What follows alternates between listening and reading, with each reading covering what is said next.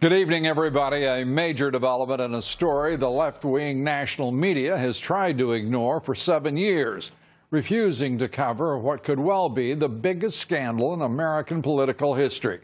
The Senate Judiciary Committee today launching an investigation, modest in its beginnings, but demanding to know whether 10 federal agencies knew about rampant corruption in Russia's nuclear industry and its conduct in the United States. Before the Obama administration approved a controversial uranium deal with Moscow in 2010, the main player in the scandal is Hillary Clinton, whose State Department approved a deal to sell Uranium One to the Russian atomic agency Rosatom. At the time, 4 House Republicans urged the Obama administration to block that deal because of national security concerns. They rightly sounded the alarm that it would give Moscow control of 20% of U.S. uranium reserves and a controlling interest in one of the country's largest uranium mining sites. We've also just learned that the Obama Justice Department had an ongoing criminal investigation for bribery, extortion, and money laundering into officials at Rosatom subsidiaries dating back to 2009, before the approval of the Uranium One deal. But Secretary of State Clinton was apparently far more interested in a payoff, and the payoff was huge. 9 investors in the Rosatom deal funneled $145 million to the Clinton Foundation before, during, and after the U.S. government approved the deal. And former President Bill Clinton also benefited directly and personally, raking in $500,000 for a speech in Moscow paid for a Kremlin-backed bank while Clinton was still Secretary of State.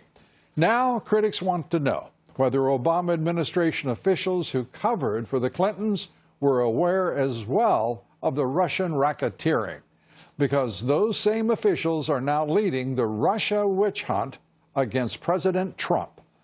The web is sordid, but here it is. The Committee on Foreign Investment in the United States, or CFIUS, was in charge of approving the Uranium One deal.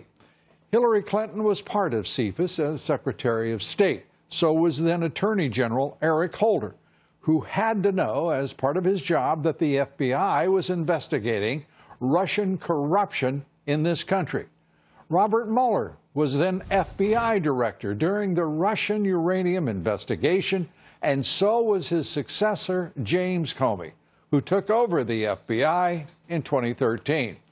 Then U.S. Attorney Rod Rosenstein was supervising the racketeering case, as was then Assistant FBI Director Andrew McCabe, whose wife ran for a Virginia State Senate seat and received some $700,000 from Clinton's supporter, Governor Terry McAuliffe. If all of those deep state dwellers and left minions, if you will, for the Clintons in many cases, covered for the Clintons, how are they now allowed to be the ones pursuing something called Russian collusion allegations against President Trump and his administration?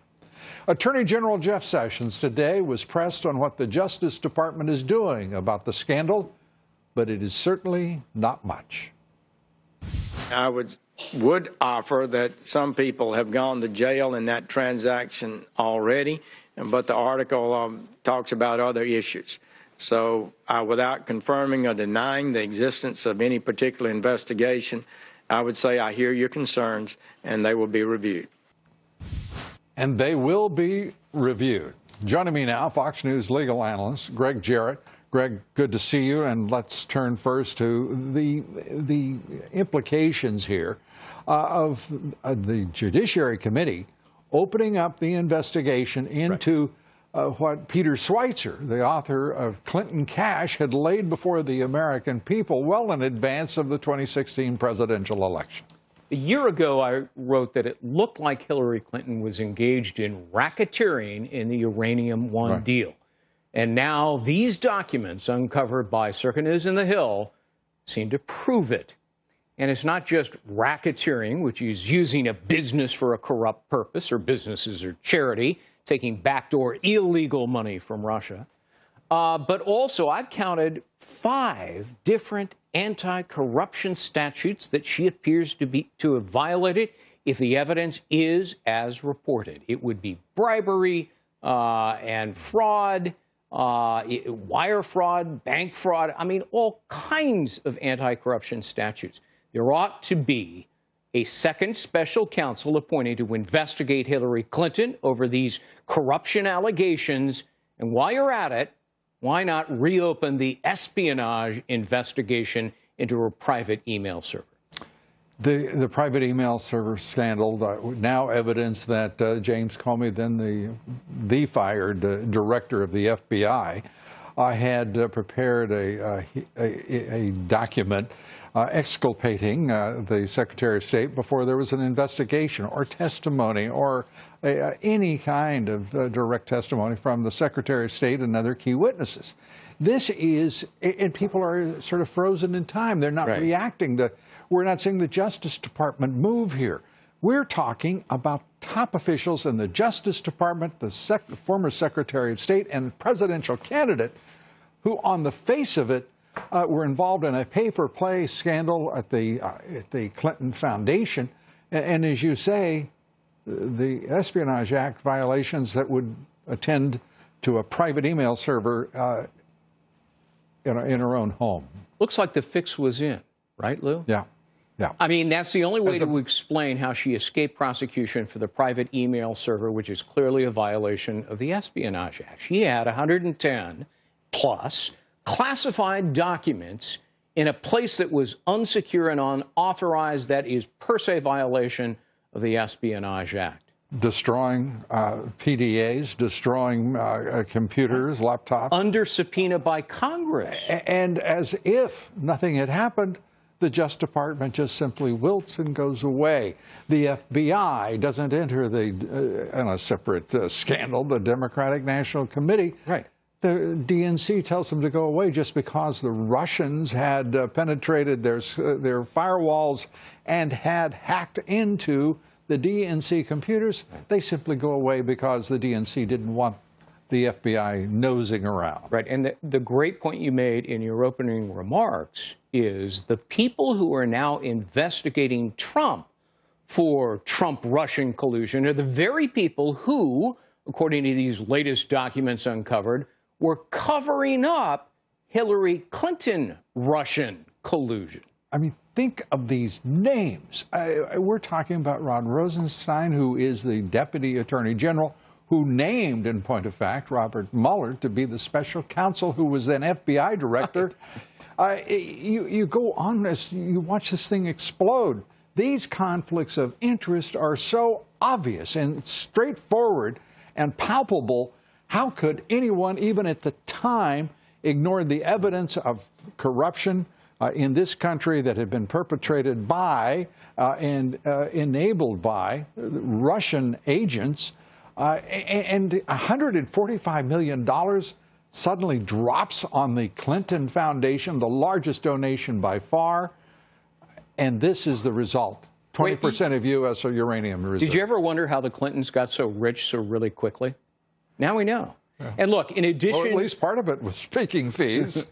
In addition to a second special... Yeah, nanosecond, there was a speaking fee there for little speech. In addition to appointing a second special counsel to investigate Hillary Clinton, Mueller and Rosenstein need to recuse themselves or be fired from the current Trump-Russia investigation and put somebody else in there, a new special counsel if you have to. But there's no evidence here. I mean, at some point, can't the leadership of the Republican Party controlling the Senate and the House, the Senate Intelligence Committees, find the integrity and the guts to do the right thing? Well, there's very little integrity and guts in Washington, D.C. You know that.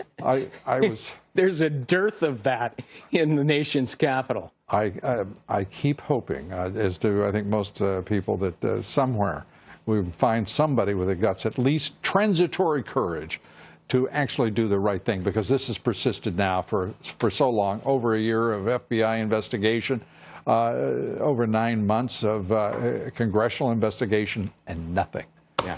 But meanwhile, we're talking about going back 8 years to the beginning of the Obama administration and the corruption that is in everyone's face. I don't know how you keep this quiet. For 7 long years, they hid it not only for the American public, all this bribery and corruption and extortion and kickbacks and money laundering by Russia and the funneling of money to Hillary Clinton, but they had a legal duty to tell Congress, and they did not. I think that there are two immediate answers to the why question, and that is the corruption is almost absolute in Washington, D.C., and secondly, the failure of the national left-wing media is an ideological one, and the last thing they would do, as they demonstrated, would be to make any kind of a problem for the Clintons, whom they've comforted through 3 decades. The media is complicit. Greg Jarrett, great to have you here. Thank you. Good to see you, Lou.